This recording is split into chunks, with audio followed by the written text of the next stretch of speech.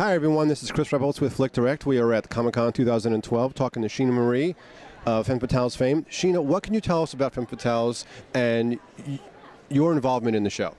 I've done 2 episodes so far. My first episode was 16 Minutes of Fame, and my second is Libra, the one with the comic book character. I play an actress turned crazy serial killer who ends up in a mental institution with her face half burned off. So quite an interesting twist as my character starts to who I end up being at the end of the second season. How did you become involved in the show? I got an audition for a different role on the show, showed up, didn't really care for the part. They asked me if I would stay and read for the character of Angel, and I was like, oh, that's actually the character I wanted to play. And had 5 minutes to go over, 5 pages, total cold read, went in, made some good choices, and got a call a couple days later that I booked it. So Very nice. So this show is kind of almost in a way, besides being women of almost, a danger in a way, but also women of power. Do you find it kind of inspiring to I guess, women of the audience, kind of a role model to inspire them to kind of find the inner strength to become more than what they are? Absolutely. I don't think my character is one of those role model types, but it's all about, hot women and power and danger and just women taking charge. So usually the guys are the ones in charge and they're calling all the shots, but on this show it's complete opposite. Girls have all the power and it's just a nice little twist. Yeah, definitely. Now the show has kind of an overarching mythology to it, besides just the individual episodes. Do you know, like, farther down, like, if there's going to be any more, like, that's going to be explained in any way? I'm sorry, can you say that again? The show has kind of an overarching mythology to Yeah. it, like, besides just the individual episodes. Right. Do you see kind of where it's going, like, farther down? The thing with this show is you never know what to expect because every episode is different. There are recurring characters, but there's a lot of new cast. So it's like my episode, I'm based in a reality show house, and then there's another episode and there's like a ghost hunter, and then there's like a sorority house. So there's always something new and exciting, and that's one of the best parts about the show is you never know what you're going to get. Is there going to be a bank robbery? Is there going to be a murder? And there's always hot women. There's sex, there's guns, there's everything. It's like, what's not to like? And what's your favorite part of being part of the show?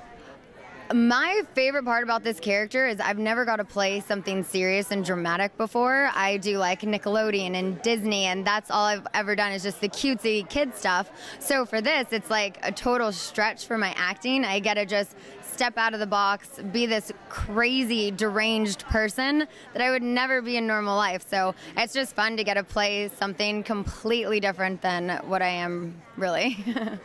Switching track a little bit, now that is this your first time at Comic-Con or this new, an older experience for you? First time ever. It's nuts. It's so fun though. I'm so glad I got to be a part of this.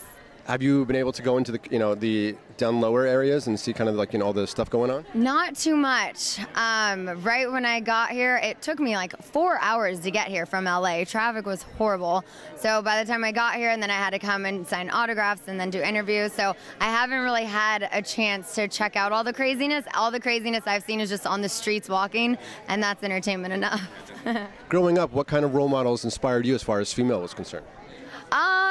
Well, my mom is definitely my biggest role model. I look up to her. She's my best friend in the entire world. If I want to talk like actresses, Marilyn Monroe was my favorite ever since I was little. Just everything about her story and where she came from and who she was able to become is just very inspiring to show that, you can have a bad upbringing but still be able to bring something positive out of it and influence people for decades to come. Obviously, that's something you would hope for down the line. Absolutely, yeah. I want to keep doing this, making people smile, laugh, cry, be angry. Like, it's just fun to get to come into someone's home, like, via television and just to have them, like, experience something that you've experienced with you. And it's like, it's just a cool overall job and experience, yeah. That's kind of the fun of acting, is that you had to play these characters you would never even think to even try out in your life, or even maybe you never even meet, and then you get to play them and then share that with people you would never be, strangers, complete strangers. Totally. And that's the thing that I love about television and being recurring. It's because you get to like continuously come into this person's home and they get to see the difference of your character and the strengths and weaknesses and how the character's grown and just all of the changes within this character. Whereas films, I mean, unless you watch it over and over again, but it's never going to change. So the good thing about television and this show is you never know what to expect. I mean, I'm in a reality show, I'm in a mental institution. Who knows what next season has in store for me? So I'm just excited to see where they go with my character. I'm just hoping I'm able to get some plastic surgery because my face is half burned off at the end of my first episode, and it's really ugly. It's really bad. Well, listen, thank you for taking the time to talk to us. It was very nice meeting you, and have fun at the convention. Thank you very much. Pleasure. Nice to meet you too. Catherine, tell us a little bit about your character and how you got involved with the show. My character, her name is Tiffany, and she's the president of a sorority. And she actually starts off as like a really sweet, a little bit bitchy sorority president, because that's what they all are, right? And then as the episode, it's called Girls Gone Dead in the first season, continues on, you realize there's a little bit of a past there. And you realize that she is definitely a femme fatale. She's a black widow, and she's lured some gentlemen into her web, and she extracts revenge on them. So, yeah. So, how did you become involved with the show? I auditioned, yeah, and my agent sent me out, and I got just one episode, and it was such a great experience, and the producers and I worked so well together that they brought me back as one of the few girls that do get to come back and go in more episodes. I'm in 4 episodes, so I have a little bit of a through line throughout the whole 2 seasons where I'm a university student that pops up every once in a while. Yeah. Mm-hmm. Now, with your character, did you find that it was kind of a different take from what you're used to doing before, or was it something you kind of felt you can slip into easily? Well, it is very different. I played a lot of good girls, and I played a lot of like one-liners, where I'm like the hot girl, and it's like I scream or something when a big boogie monster comes out. So it was a great break from that I actually got to play the bitch, and now I feel like I'm a little bit pigeonholed because I just did it so well. It was a little too easy. But I did find it was really easy to slip into because I think as a femme fatale, every woman has her like inner femme fatale. So it wasn't like I was putting on a different character. I was just bringing out some feelings that might have been suppressed for the past, 10 years of my life. And I actually got to show them and explore them. So, yeah. This show kind of features, in a way, women of danger, obviously, but also, in a sense, women of power. Yes. And do you find that inspiring to kind of not completely have you're giving a role model of the children, but in a sense when you're showing. I'm perfect. Come on, kids, you want to be like me. Parents, you want your kids to be like me, right? No. Well, actresses, yes, maybe not necessarily a bitch, but I don't, I yeah. understand what you're saying. But do you find it inspiring to kind of give that inspiration to people who are watching the show? That sense that they can take control of themselves and go out in the world and not necessarily have to lean on someone else. Exactly. Like I tell a lot of people, there is a lot of sex in it, but the women use it for power. And it kind of, as we go through the conventions and meet the fans, you expect it's all men because it's, guns and sex. But most of the fans are female because they like that. They're so tired of Hollywood movies and shows showing women as just, objects of affection or girls for the men to play off of to get the funny lines. So we actually get full characters, we get full arcs, and instead of using sex to please a man, we use sex to please ourselves and to take revenge on men or take control of a situation. So I think it's very empowering. All the stories are very empowering. Now, this is switching track a little bit. Yeah. Is this your first time at the convention, or are you kind of a seasoned pro at this? No, neither. This is my second time. I actually came with Femme Fatales last year. I also went to WonderCon. So I would not say I'm a seasoned pro because people come here for 50 years, and they know everybody by name. They're like, hey, Bob, hey, Charlie. Like, can't even. I walked with a couple of them today down the convention floor, and you go 5 feet because it's, it's so many people know everybody. But I do want to keep coming back. I want to dress up next year. I was planning on dressing up this year, but I just got so tired. So, yeah. Can you tell us what you were planning on dressing up as? I'm sorry? Can you tell us what you were planning on dressing up as? I was going to dress up as Biker Chick, which is another character I play in a different production. It's Warrior Showdown. If you go to warriorshowdown.com, I'm actually a femme fatale on that too. I fight. I use a chain to fight, and what it is, it's Mortal Kombat and the world's deadliest warrior combined, so that you take warriors throughout history that would never fight and stick them together, and the way you decide who wins the fight is who gets the most votes. So, yeah. Now, Femme fatale. That's all I do now. I love it.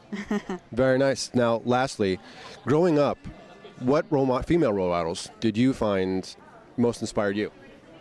I always say my mom and she definitely inspired me in the whole femme fatale thing as well, because she was a very independent woman. And like when she was growing up, it was a time when everybody got married, and just had kids, which is a completely legitimate career to take, but she just didn't want that, so she went to school. She got her master's in statistics, and when she did decide to get married and have kids, it wasn't because she was leaning on anybody. It was because it was her decision, and she had all the choices in the world. So I really give a lot of props to my mom and my dad for like raising a very independent family.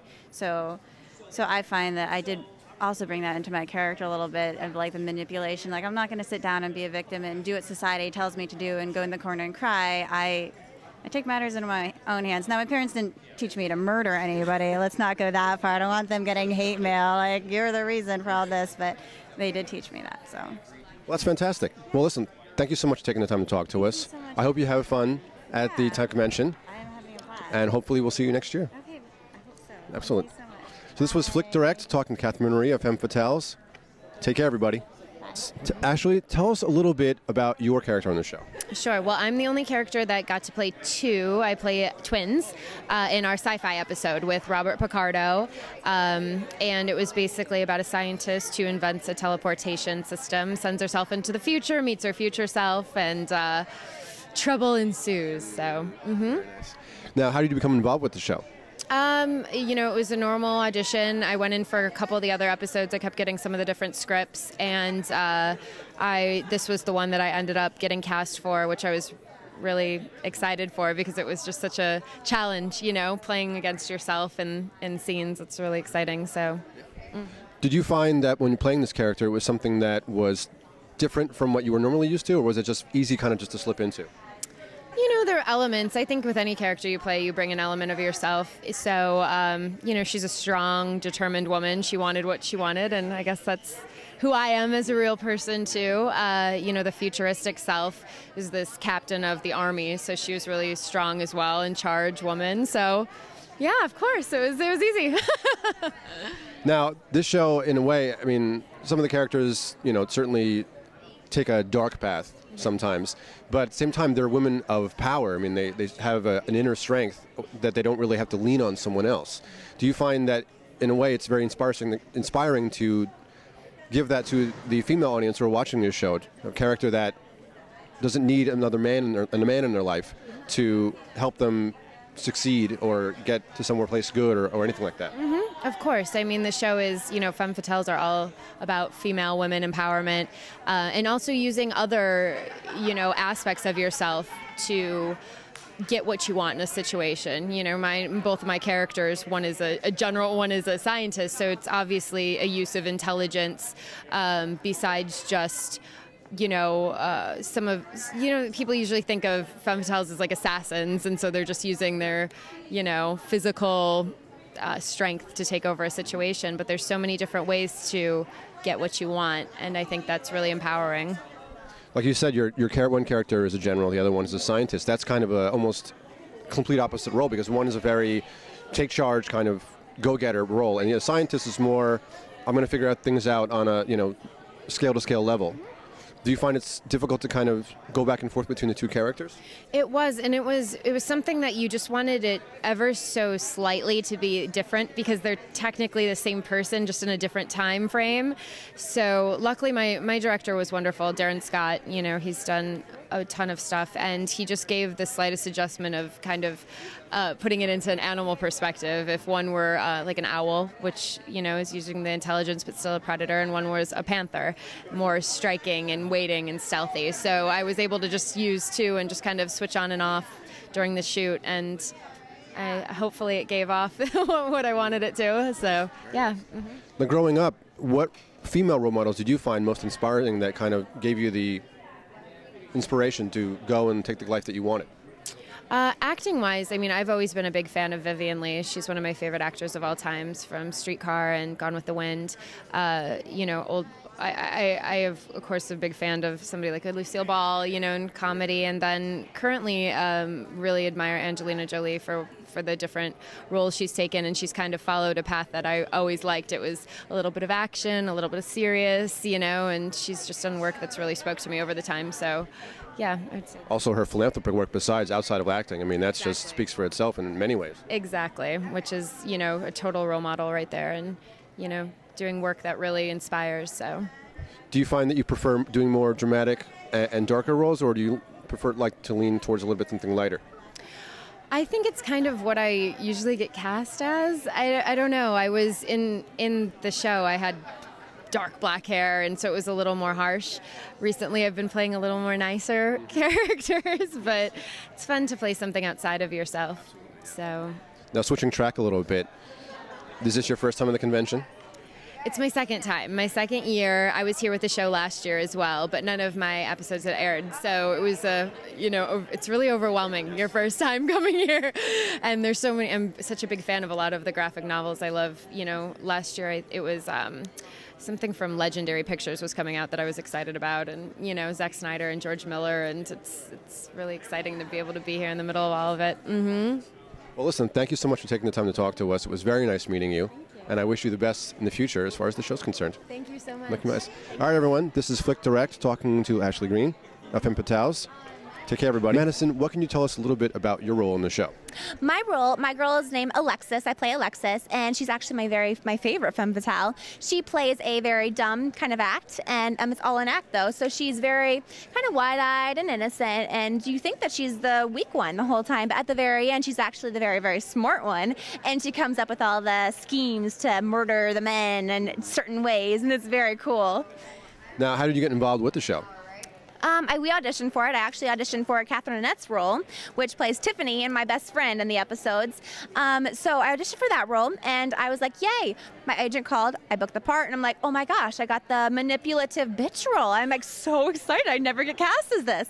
Then I get another phone call later saying, actually, you were the ditzy girl. I'm like, oh, that's perfect. I like her too. So it was fun. I got to do that, and it's been very, very cool that me and Catherine get to come back in future episodes with each other, and it makes it its own kind of like cool, like mystical world of Cuesta Verdes, which is awesome to be a part of. Yeah. Now, for this role, did you find it kind of easy to slip into the character, or was it something you had to kind of, you know, figure out where she was coming from? Well, this character is actually me times 100, so it is me. I play myself, because in everyday life, I play up dumb. If I can get something out of it, like in the poker, I play poker, and I totally will sit at that table and be like, hi guys, like very dumb and kind of acting, and people think, oh, I'm gonna take her money, and I'm like, actually, I've been playing since I was 5 years old, and I reel in their money, and I, you know, use it to my advantage. So to play this role was very cool to be able to play myself, but to the extreme. However, I don't kill men, not yet. I mean, but right now, no, I'm innocent little girl. Now, this show kind of features women that have a dangerous streak to them, but at the same time are obviously very empowered. Yep. Do you find it, in a way, inspiring to kind of give women who are watching their roles, say younger women, kind of that inspiration to be, well, I can do things for myself and not need someone else in my life, say a man, to lean on to get them for me? Yes, I have to say our audience is very divided. It's 50-50 dividing. I believe it's actually 51% men love the show, 49% women, which is almost 50-50. And the guys love the sexiness of it. They love that part naturally, exactly naturally. The girls, though, watching at Comic-Con, the people coming up to our booth, they're like, oh my gosh, I love your show. If I was a femme fatale, I'd be like this. And you're like, really? Like, this is amazing. And it's cool to see, like, they like the whole women being empowering and the women being in charge. And there's not a lot of shows out there that are like that. And I wish there was, but there really isn't. And so to play that kind of role and being in charge, and I think it's great. It's great. There's different kinds of femme fatales. There's, like, you know, ones that are good femme fatales that have a reason for killing. And then there's ones that have no reason at all. They just like to kill. Yeah, those are kind of more the darker, really darker ones. Yes, it's the dark femme fatales, exactly. Very, very dark femme fatales. So true, but they're all so much fun, and each episode is great. They're all so different. There's sci-fi, there's horror, there's fantasy, there's all different kinds, and whatever your thing is, you don't have to watch them in order. You can watch one here, you can watch one there, like in different orders, because they're all their own story. But they piece together. If you watch them all the way through, it's like this like cool puzzle gets pieced together, and it's like genius. It really is genius. It's amazing. That's the most, one thing I found very interesting about the show was that it was a very kind of anthology show where it's very individual episodes, but at the same time there's this overarching story going on, which was not something you usually see in most, TV shows nowadays. I completely agree, and I love that whole aspect of it because it makes it unique and it makes it fun. If you like the Twilight Zone, you'll love this. It has a whole thing to it. Do you like the Twilight Zone? Naturally, yes. Oh, me too. I like the original one the best. Oh yeah, definitely. Yes. Oh, of course. You can't compare to it, really. Oh my goodness. So to do this kind of show, and it is really great because I've gotten to do film noir. I've gotten to do really extremely dark kind of horror stuff, comedic. I've gotten to do everything, and it's really great. And it's all femme fatales, and it's great. It's really fun. Do you find it's more fun to play sort of kind of a darker role, or do you prefer kind of lean more towards the comedy? You know what? I actually like to do the darker type shows, but I like to play the more comedic part to it because I like to be the comedic relief or that kind of thing. Because it comes naturally to me. It's fun because I get to play up the bubbliness and that kind of thing too, or the cutesiness. And I just like it. Makes me happy. It makes me excited to be the person that makes somebody laugh, just for a quick second, and then back to the darkness because I love dark stuff. I love horror, so that part is fun to watch. But then for me personally, I like to act as comedic, so it's fun. Now, growing up, what female roles did you find most inspiring to kind of get you into acting or just in general? Well, that is an easy one. There's two people that are my biggest role models. One, Miss Marilyn Monroe, my all-time favorite. My whole room is decked out with Marilyn. Everywhere you see is Marilyn.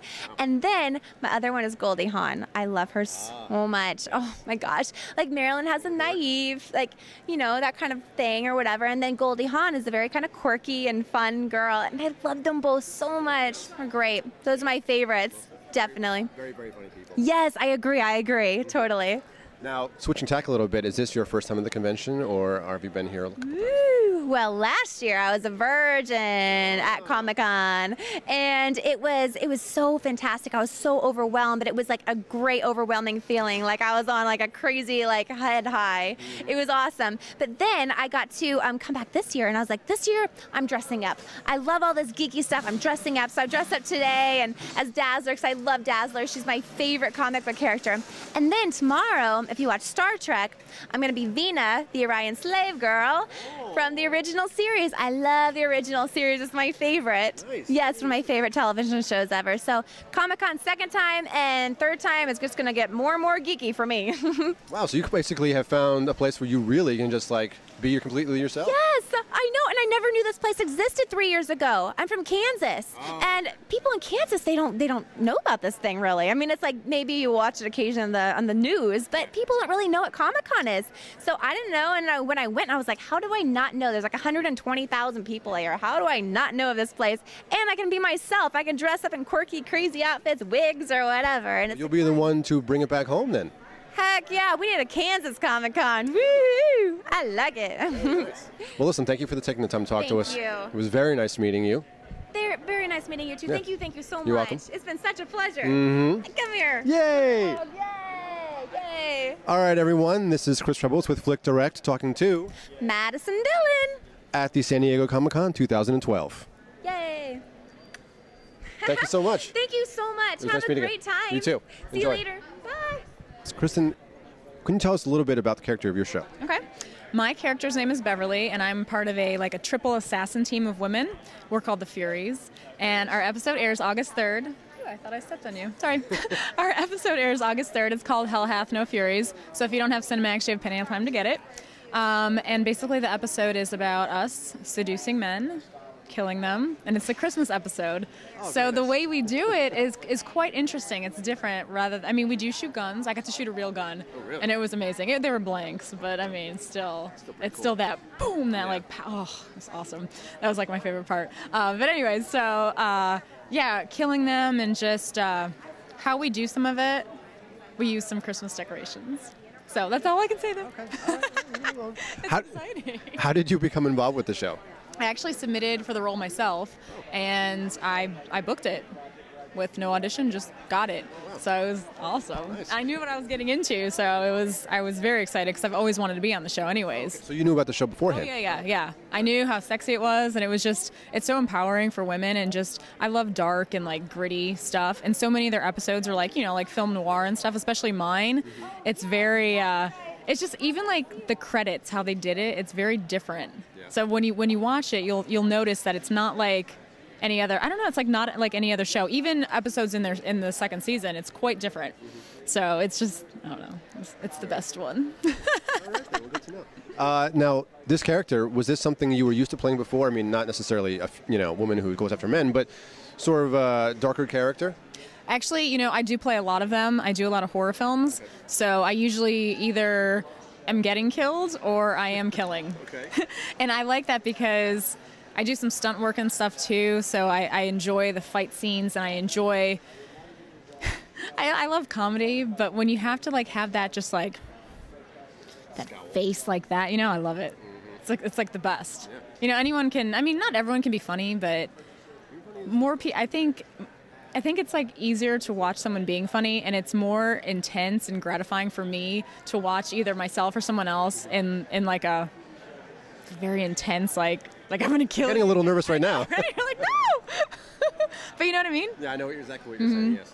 Now, with this character, was this something that you kind of slipped into very easily, or was it something you kind of had to look for other places for inspiration? I think I slipped into it pretty easily. Yep. And the girls that I worked with, the other two that are my castmates, we just met. Like then and there, and everyone was like, how long have you guys known each other? And they thought we knew each other for like years. Oh, wow. So we all just like, and then we became this overwhelming force, and they loved it on set. We just meshed so well, and it was like, I don't know. It's very rare for, a group of actors or actresses to kind of just have a natural chemistry together off camera. Yeah. And then because it plays well, because then it brings it right back onto camera. Heck yeah. And then like after the fact, we're all friends now. You know, we've gone out and stuff, and like we went to the premiere of our party together, and it was, I don't know. It's amazing. Making new friends. Exactly. Yay. No, it's awesome. And like just the Femme Fatales, like everything about it, it's very like family oriented, I think. Like I feel part of like a family or a group. And, with other stuff that you work on projects, it's like you'll be on a movie or a TV show, and like you don't really see those people ever again. Or if you do, you may work with them like another time. But with this, it's like we do stuff, like we get invited to do things together. And it's just, it's like comforting because I don't have any family out here. So it feels like, it's like they took me under their wing, Yeah. So growing up, what female roles did you find most inspiring that led you kind of into, say acting or just in general? I've always loved Angelina Jolie because she's bad. She's a bad lady, in a good way. And like Pretty Woman, it's obviously like total opposite of everything I just said. But Julia Roberts has always inspired me on so many levels. So I look to her for certain things, especially like the comedic stuff. And the movie The Craft, I don't know why, that just like popped into my head really quickly. Okay. So I thought I'd mention it. But that actually, when I was growing up, I used to watch it a lot. Okay. And I think like the lead girl with the dark hair, she played that to a T. And I feel like, I don't know, maybe I studied her subconsciously, but I think I can nail some of the stuff she was doing in that pretty well. Now, is this your first time being at the convention? Yes, first Comic-Con ever. I know, I'm a virgin. So yeah, it's fun though. Yeah. So you're overwhelming, yes, but you're enjoying yourself. Were there anyone that you found inspiring, say, in the comic book area that you knew about, that you found as a... You know what? I actually have never really been into comic books. I love like Wonder Woman and that kind of stuff, but I don't like know any other... Right. Like the sci-fi and like all that. It's like, that's so cool to me. I love stuff like that. And like I saw the Transformer stuff and like just like old school stuff like Teenage Mutant Ninja Turtles. Oh, wow. I love stuff like that. So that got me excited. And then like Ghostbusters, I saw like a thing of Slimer, and I like that kind of stuff. But like, I don't know everything else. There's so many things here that I have no clue what the characters are. And everyone's like, so like, oh my God, that's so-and-so, don't you know? And I'm like, no. Well, with something like this, I mean, there's a broad range besides just, the big popular stuff. There's also very, very small little things that You walk around, you're like, I don't even know what that is. Yeah, and they got their fans, and they're just like, they're hardcore about it, you know? I love that, though. It's like passionate. Yeah. But, yeah. Well, listen, thank you for taking the time to talk to us. It was very nice meeting you. Me too. And so everyone, this was Chris Rebholz with FlickDirect talking to Kristen DeLuca of Femme Fatales. Take care, everybody.